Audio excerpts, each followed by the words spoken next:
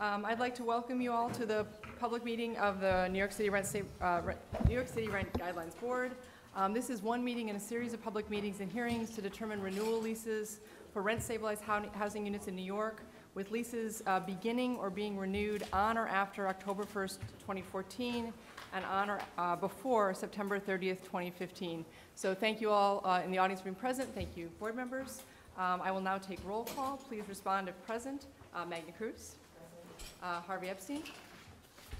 Present. Steve Fox. Present. Shayla Garcia. Present. Cecilia Hossa. Present. Carol Shine. Present. David Wenk. Present. Sarah Williams Willard. Present. Rachel Gotzel. I am clearly present since I'm speaking. The preliminary vote will take place this coming Monday, May 5th, at the U.S. Customs House at 1 Bowling Green in Manhattan. We'll be starting promptly at 6 p.m. Please do note, for those of you who have been keeping track of the time, that the starting time has been changed from 5:30 p.m. to 6 p.m. We'll also be holding 4 public hearings to comment on the proposed guidelines on the following dates, times, and locations. The first will be Thursday, June 12th, at the Repertory Theater of Hostos Community College, 450 Grand Concourse in the Bronx. That will begin at 5 p.m. The second meeting will be Monday, June 16th, at the Emigrant Savings Bank Building, 4951 Chambers Street, which is between Broadway and Center, for those of you who haven't been. That will commence at 2 p.m. The third is Wednesday, June 18th, at Brooklyn Borough Hall, 209 Drollman Street, at 5 p.m. And the final will be on Thursday, June 19th, at Queensborough Hall, 12055 Queens Boulevard, and that will also begin at 5 p.m. These hearings, for those of you who didn't take notes very quickly, will be posted on our website tomorrow, nycrgb.org, in the About Us section, meeting schedule. And of course, directions to the meetings will be posted there. Registration to speak at the public hearings will begin May 6th, starting at 9 a.m. To register, call the RGB staff at 212-385-2934. And of course, there are copies of our meeting schedules here today. Those who don't pre-register will have an opportunity to register on site up until 7:30 p.m. For the past several years, staff have prepared historical tables for the members of the RGB board prior to the preliminary vote. These tables were distributed to the board prior to today's meeting, and copies are in each of your folders. I asked the staff to outline the findings of the RGB reports released to date into one document for purposes of board discussion. As you'll recall from our last meeting, we've obviously reviewed and had presented to us quite a large array of information, and the staff has summarized that information and the most pertinent aspects of that information into a single 3-page memo. So again, that's in your board. In addition, a follow-up PIAC memo. I've decided I am going to go with PIAC. I've been debating PIOC and PIAC, but PIAC seems to have won out. A follow-up PIAC memo was produced by the staff to address questions that were asked at our last meeting, as we'll always try and do. In addition, you'll find in your folders proposed language for the apartment and hotel orders in anticipation for the vote on Monday. This language was emailed to the board meetings prior to this meeting. Fifth announcement, the New York State Division of Housing and Community Renewal will testify at our May 29th meeting. The questions presented to DHCR from 2013, along with their responses, were distributed to the board members at our last meeting. A digital copy was subsequently emailed. But of course, as always, please let Andrew know if you have any other questions that you would like to add by the end of today's meeting, so he and the staff can prepare a memo. Finally, please note that the annual filings of the Conflict of Interest Board Financial Disclosure Report filing period has begun, and this will end on May 16th, 2014. So our announcements have concluded. Could I just add one thing? Absolutely. For those who are doing it for the first time, when you the financial disclosure, you'll come to the end and have to print one of these out and sign it. It's the a receipt. You can send it to me or bring it to me at some point, or you could send it directly to COIB if you'd like, but I will collect them as well, and I will get them there. The cutoff date for filing is May 16th, but I have a month to return these. So we can even be the May 29th meeting if you want to give them to me. That's fine as well. But you do have to use one of these. Can we go back to the website? There should be a way to go back in. go back in with your password, and you should be able to get back to this page, and you should be able to print it. I recommend printing it to your, desktop as a PDF, so you have a version of it. So then you don't have to go back in. That's what I generally do. Quick question. In the past, we've asked about emailing out the schedule to emails that you have of people, interested people. I'm wondering, since we have more public hearings this year, that we could send the information out instead of just making people go to the website. If you could send me any emails to anyone you want me to send them to. I mean, I have a few that I do, 4 or 5 on each side of the aisle that I send them to. Please do, and I have no problem sending them out. And you also send it then to elected officials as well? The public notice, which has all the public hearings, and it has to go to every city council member, it has to go to all the news organizations, it has to go to all the community boards. So they will all be sent to all of those folks. Any other questions, comments, thoughts before testimony begins?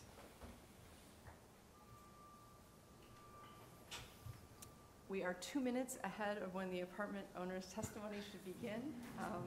So I know Jack Freund was intended to be the first speaker. I'm not sure if he's here yet. Okay, so I'm not sure if Joseph Condon, if you'd like to begin, or if you'd like to wait for Jack.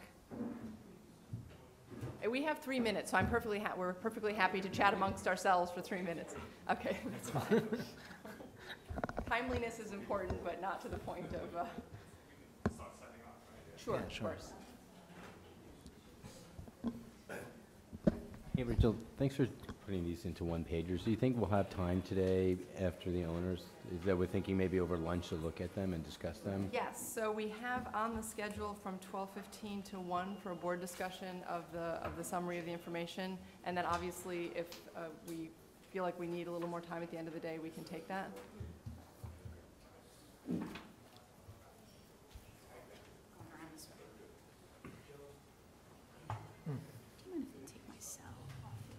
Oh, not a problem.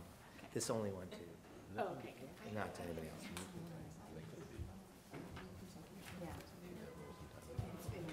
But still people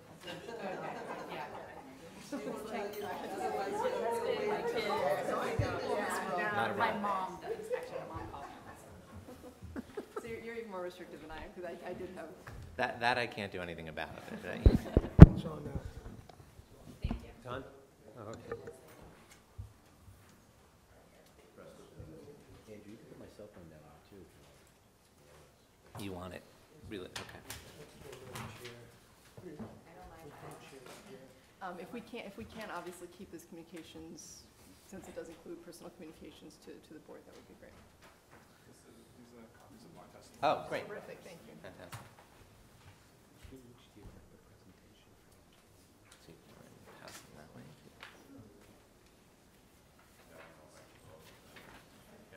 I can answer questions. If you want.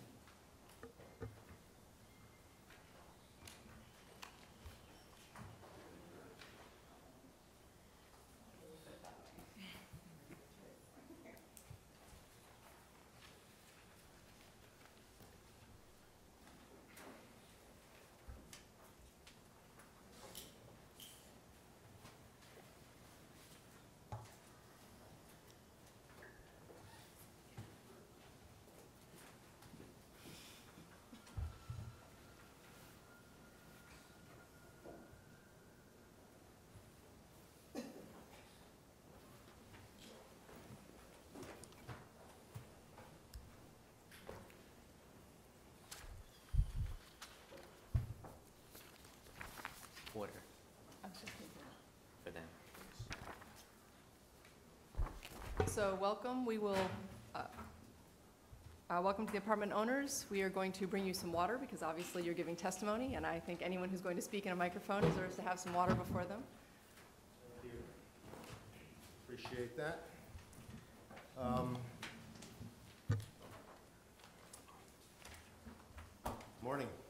Morning. My name is Jack Freund. I'm the Executive Vice President of the Rent Stabilization Association. We do have, Leon, if you might want to distribute copies of prepared statements. Thank you, Leon. So I'd like to welcome the new chair and the new members, as well as the returning members of the Rent Guidelines Board. We appreciate this opportunity to present invited testimony today in what may be a very, perhaps the most significant deliberations of this board in years. Hopefully this is not an inflection point. We're looking for business as usual here so we can stay in business. The RSA represents approximately 25,000 members who own or manage the bulk of New York's 1 million stabilized units. Approximately 2/3 of our members own 20 units of housing or less. The majority of our members are minorities or recent immigrants to this country. These owners and their buildings are the largest single source of affordable housing in New York City. They generate jobs in their communities and provide income for local businesses. And the real estate taxes and water charges they pay, which amount to about 30 to 40% of their operating costs, go directly to the city to fund municipal and social services. Well, it turns out that as the RGB meets today, the mayor is not outlining his housing plan. There's been some delay on that. We were looking forward with great expectation to see what the specifics of the plan are going to be after significant discussion and input, which we appreciated from the administration. We gave them our ideas. And we'll see where they come out, because this is all part of the same process. Mayor wants to create 200,000 new and preserve 200,000 affordable housing units. This board's mission is to preserve affordable housing, so there's a confluence here. On the positive side, apparently the reason that the mayor has postponed his announcement, as you may have noted in the Times this morning, is that there is a pending decision on municipal labor contracts, specifically the teachers' union, but labor contracts follow that pattern. So, and what they're talking about is something like the transit union settlement, 4 years of retroactive increases totaling about 8%, and 2% increases going forward. So that's a very significant development. Both, the Affordable Housing Initiative and the settlement are significant, and they're significant in your considerations. Because when the advocates appear before you this afternoon and tell you that the middle class can't afford to live in New York City, specifically that firemen, policemen, sanitation workers can't afford to live in New York City because of stagnant wages, et cetera, well, think about the settlement, this retroactive and prospective settlement that's going on, and just when you hear that nobody can afford a rent increase in New York City, I ask you to view that statement with a little bit of skepticism in light of what we anticipate will come down the road here. There's been another hopeful development in the possible direction that this administration is going in terms of the limitation on water and sewer rate increases to just 3.35% in the coming year. Now, that's a step in the right direction. Of course, a bigger step in the right direction would have been if Mayor de Blasio kept his campaign promise of eliminating the rental payment from the water and sewer system to the city. In that case, we would have had no increase in water and sewer charges, but nonetheless, it's less than it was last year. Problem is that the role of this board is to provide rent adjustments, not going forward, but really covering costs that owners have already incurred in the prior year. And these costs include last year's 5.5% increase in water and sewer charges, and a 5% increase in real estate taxes. And as you know, overall building operating costs increased by 5.7%, with increases in every measured category. Now, that is very close to last year's increase of 5.9%, which, as you know, resulted in rent increases last year of 4% for a one-year lease and 7.75% for a two-year lease. So as we sit here, it may seem contradictory to say that rent increases are necessary to preserve our existing affordable housing stock, but that is in fact the case. Unless the RGB allows owners to increase rents in line with increases in operating costs, building conditions will continue to deteriorate with begin to deteriorate with devastating consequence for tenants, owners, and the entire city. Rental housing conditions in New York City right now have never been better, according to the 2011 Housing and Vacancy Survey. But high-quality housing comes at a price. And yes, rental costs in New York have risen as the cost of providing quality housing has increased. We asked the board today to bear in mind that rent increases approved by the RGB in prior years, while viewed as excessive by some, have been inadequate to preserve the city's affordable housing stock in themselves. Despite cost increases, which have averaged 6% per year over the past 12 years, the RGB has approved rent increases of only half that amount, or approximately 3% per year.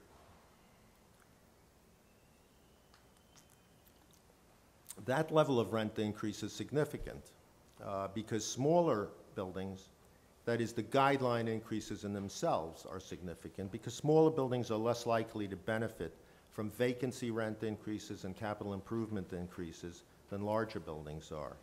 Yet these small buildings are at the heart of the city's affordable housing stock. DHCR data shows that 70% of all stabilized buildings contain less than 20 units. The level of guideline increases must be targeted at these smaller buildings, which are economically marginal and highly vulnerable, as I think the data shows, and we'll talk more in detail about that. This morning, we're going to talk about the costs and difficulties of operating rent-regulated properties. This afternoon, of course, you're going to hear about the difficult circumstances that can affect tenants. You have the impossible job of balancing these opposing needs. But your job becomes easier if you recognize that the role of the RGB is not to promote housing affordability. The role of the RGB is to preserve the housing stock.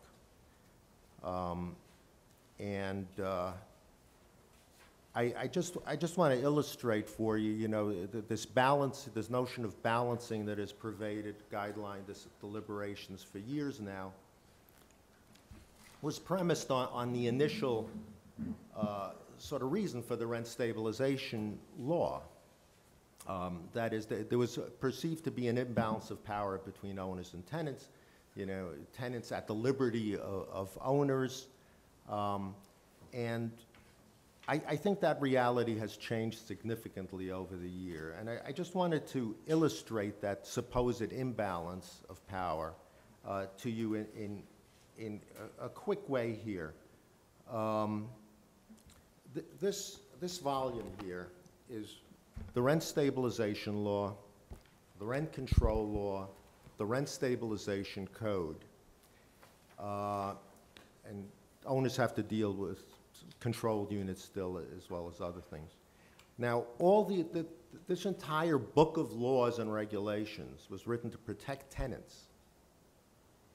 There are innumerable rights that have been granted to tenants over years, including the right to quality housing, to a certain level of services, to continued tenure, succession rights, all sorts of rights that take volumes to produce. Okay? These are the basic rights of tenants. Now, to understand these basic rights, you'd have to take a look at another volume. Okay? This is Andy Scherer's tenant lawyer, sort of exegesis of the rent laws, okay? You look at this, don't forget, there's a whole landlord-tenant bar in the city which just is, focused on understanding the application of these laws. And this really, this is like studying Talmud here. So we got that. Now, let's say you're an owner, you can't afford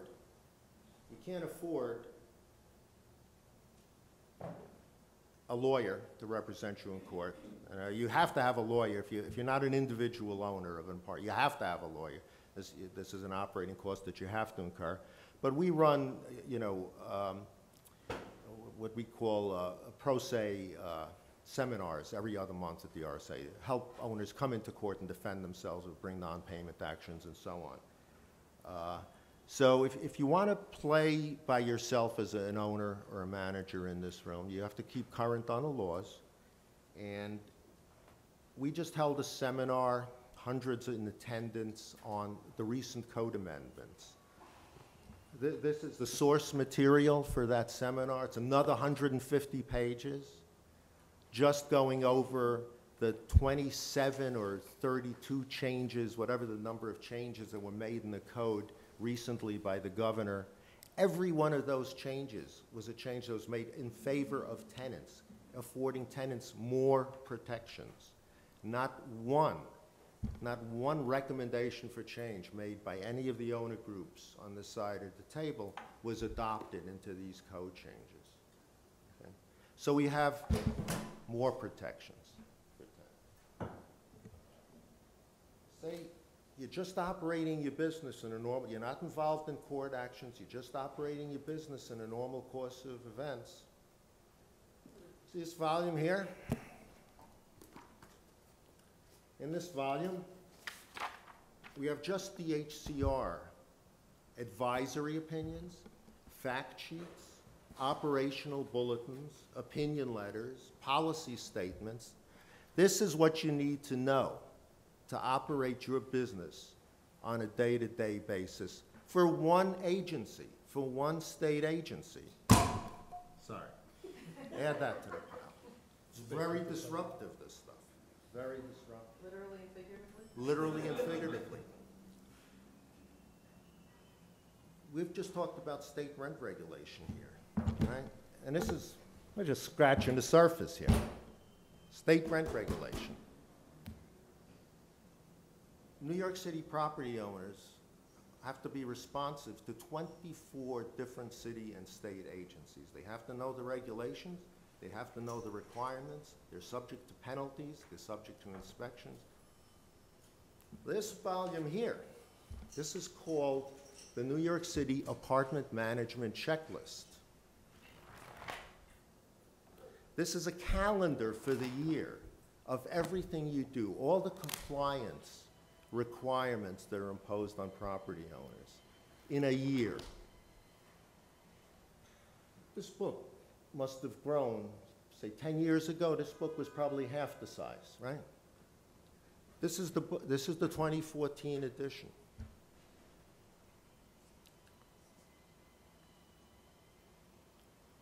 And this does not include state agencies. This is just city stuff. And this is all good stuff. This is more tenant protections. This is all sorts of public safety, public health requirements, clean air standards, clean water standards. These are all good things, but owners are paying to implement all these good things. So when you talk about balance in the system, balancing the need, owners having more rights than tenants, owners don't see it that way.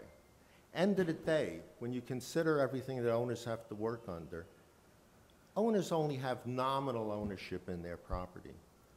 Tenants, in many cases, have greater rights than property owners have. Small owners have a tough time even being able to occupy an apartment in their own buildings. Okay? So where has the balance gone here? We think the balance has shifted tremendously, and that is why we believe, one further thing. You got all this stuff on owners and their responsibilities. What do owners get out of the system? What do owners get out of the system? This is it.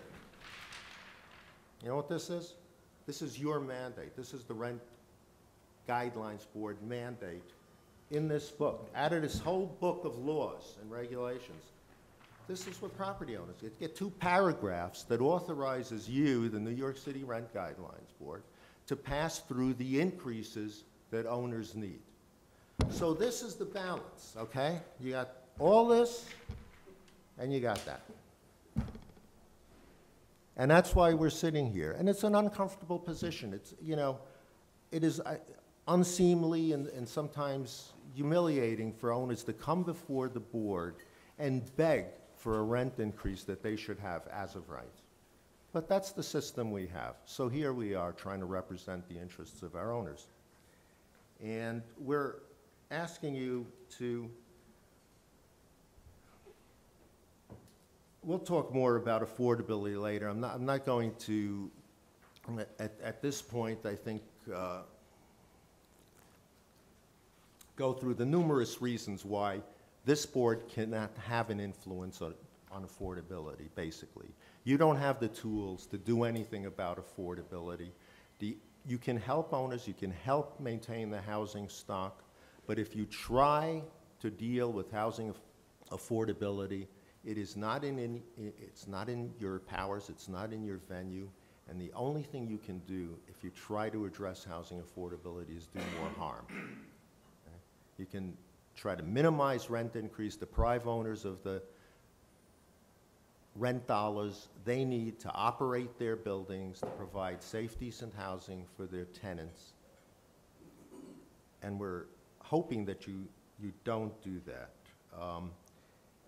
As we go through this process, and this is really just the beginning of the process, normally what the RSA does is after the preliminary guidelines, we'll give you what we call a submission, where we'll try to document our case for the rent guidelines that we think we need, and we will react to whatever preliminary rent guidelines you vote for and approve on Monday evening.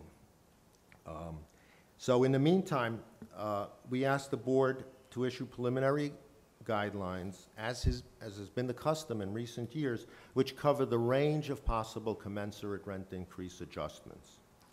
This year, the commensurate increases range from a low of 3% for a 1-year lease to a high of 9.5% for a 2-year lease.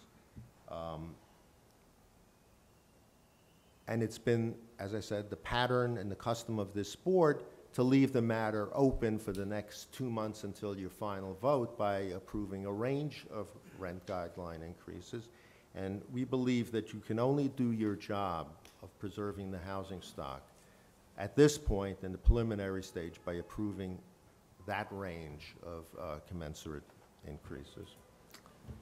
So I thank you for your attention. I'd like to turn the floor over to Joe Zitolo. Thank you for your testimony. Thank you.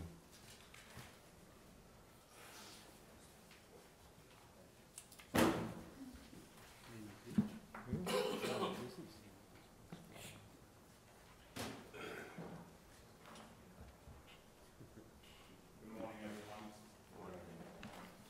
I'm Joe Zitolo. I'm the president of Lemley & Wolf, a real estate management company located in the north part of the Bronx. I'd like to begin by inviting the board to visit our buildings and our office. I think this would be a real way for you to see what actual operating costs are, because many things are omitted on the annual forms that get filed with the city. They don't take into account when we have to do renovations in an apartment. It's a cost that we bear anyway. So again, I invite all of you, anyone that would like, I'm willing to put everything on the table so that you can see what a real landlord has to go through day in, day out. So that offer is there, and anybody, anytime, can come by. Lemley and Wolff has been in business in the same neighborhoods since 1938. We currently manage over 6,000 units, all of which you can give it whatever name you want. They're affordable units, workforce housing. We don't have many police officers. Most of our tenants don't even make that much. Some of the units have been under management and ownership for over 50 years. We consider ourselves to be an honest landlord and a partner with our tenants in New York City. Our desire is to continue as we have for the past 75 years as providers of affordable, safe housing. Since 1980, we've worked with New York City to take vacant buildings and buildings that have been taken back by the city and put them back into housing stock. And again, it's all been apartments that have had restrictions of one type or another on their rents. So already, the rents have been held down by city agencies, by the federal government, because of various programs that help us in bringing this housing back into the stock. This hearing, I hope, is about understanding all sides of this complicated topic, which is how to preserve affordable housing, and to understand that this statement means both the physical preservation of the unit and the occupant's ability to pay the rent. With the work we do on a daily basis, we understand how severe the shortage is and how important the affordable part of the equation is. We understand that most of our tenants live paycheck to paycheck.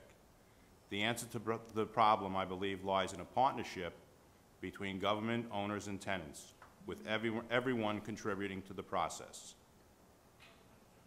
The current rent laws in place in New York City make it difficult to be fair because of what it does to the rent numbers, but I'm willing to work within the system. Though we do not manage buildings in high rent areas, and I'm not going to speak about or on behalf of those buildings, I'd like everybody to keep in mind that we still have many of the same expenses. Our utilities cost the same whether you're in the South Bronx or in Midtown on Park Avenue.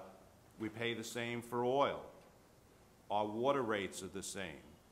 Our real estate taxes are computed in a similar fashion.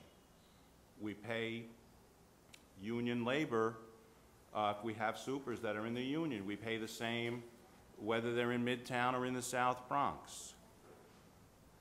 Affordable housing cannot afford to have low increases or no increases. It just does not help to preserve affordable housing. One cost that I'm sure everyone can relate to is what happens with aging. Each year, our buildings, many of which are around 100 years old, get older and cost more to maintain. Just if we have, for example, an apartment where someone has lived in it for 20 years and they move out for whatever reason, it can cost upwards of $30,000 to try and put that apartment back into shape for the next tenant. This is not considered an operating expense that you see in the numbers that you get that show the increases every year. But the owner still has to pay the cost to put that apartment back into service. With assistance from New York City or other programs, we attempt every year to renovate 100 to 200 units of housing each year. What that entails, we move people out of a complete line of a building. During this approximately 2 to 3 year process, owners go without any sort of income at all because they have to make an investment to rehabilitate the building for the next 30 years. Some of the buildings in our portfolios are undergoing a rehab for the second time. We did on Academy Street in Inwood 30 years ago, we did rehabilitation of buildings. For the last year and a half, they've been going their second rehabilitation under our ownership. It's dangerous to lump all building owners and buildings into one pot. Yes, some of our buildings do very well. Out of 108 entities that hold 300 of our buildings, only 39 of those entities made distributions to owners. If you take a ride through any of the affordable neighborhoods, I don't think you'd be able to tell the difference between buildings that are owned by not-for-profits and buildings that are owned by for-profit owners. The reason, because we all suffer from the same problems. There's very little bottom line in affordable housing. Everybody tries to do the best that they can. We cannot afford to go a year without an increase or an increase that does not cover how to take care of an aging building. A 100-year-old building requires a lot of care, often. Yes, there are a few exceptions, but it's not the norm. The following are a couple of examples of what the current rent laws can do and how they skew things. I have a building which we're going to be selling, and I'll tell you in a minute why, that has two two-bedroom apartments in the same building. One has a rent of $457, and one has a rent of $1,506. That $457, yes, it's helping the people that live there, but the building can't survive on $456 of rent. It costs way more than that on an annual basis to operate an apartment. Because of how the current rent laws work, there are many differences between what is termed a legal rent and what is the market rent. Market rent is really just what every willing buyer is going to pay for that apartment. But what this has done, and the article that was passed out kind of speaks to this. We have a building, 354, 356 Wadsworth Avenue in Washington Heights. It has been with the same owners and with us for over the last 30 years. Over the last 10 years, I went and took a look, and we've averaged giving the owners about $70,000 a year. This is a 42-unit building. Some of the owners had come in to see me, and they had asked, was there any way that I could increase distributions? I said, I didn't think so. I said, the building needs a rehab, and I said, even after that, with the benefit of reduced real estate taxes and less repair costs, we'd now have a mortgage. So they said, can you go out and see what the building could be sold for? Well, we're in contract to sell the building for $6.5 million. After taxes, if they put their money away and they only earn 2% a year on that money for the remainder of their lifetime, they will earn more from that cash than they are earning from the building now. They're not asking for much. This is affordable housing. There's not a big pot of gold here. But if they're not given adequate increases, when they hear 0, 0, they get scared. And they say, why are we going to hold on to this housing? What's going to happen, though, is this gentleman, or whatever it is that buys this building, is really going to be left with two choices. Do I pay the mortgage, or do I take care of what the building needs? Because the building can't support both. And when owners that have been there for 30 years and 40 years are given the choice, do I take $6.5 million now, or $70,000 a year, when they hear that there's a good chance that there'll be no rent increases, they're going to run, and you're going to be left with landlords that really don't care. We've been in the neighborhoods. We've cared about these neighborhoods. We've been partners with the city. The people that are coming in, they're going to look to raise the rents as much as they can, and this is a function of, again, what the current rent laws have created.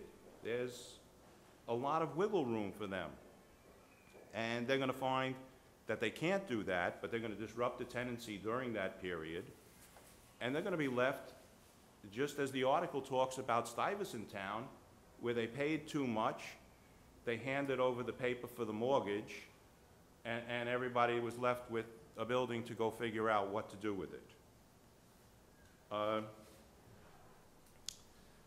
Most of our apartments, again, one way or another, have some sort of protection for the tenants already, whether it be where we have HUD subsidies or Section 8 subsidies, or where we've received city-subsidized financing to do the rehabilitation of the building. We've entered into agreements with various arms of government to keep the rents in line with what they have, what the city or HUD has said are reasonable rent numbers. We also, when we have Section 8 tenants now, we have to deal with Section 8 on an annual basis where they'll come and say, this is not a reasonable number. So again, we need to have the ability to make use of the increases that we're entitled to when we can. We don't always take advantage of them. Again, we work with our tenants, and if you come and visit us, I would show you this. There's a thing called preferential rents. The legal rent may be $1,000. Sometimes we don't want to see a tenant leave because they've been, you know, a decent tenant. They've always paid their rent, but they tell us that they can't afford it. So we'll make it $950 or something, and there's what's called a preferential rent. This happens an awful lot of times in our buildings. Our average rents, just so you get a better understanding of who we are, our average rents go from $781 for a studio to $935 for a 3-bedroom in the Bronx, and from $787 for a studio in Manhattan to $1102 for a 3-bedroom in Manhattan. Again, you know, we need that 3, 4, 5% a year to survive.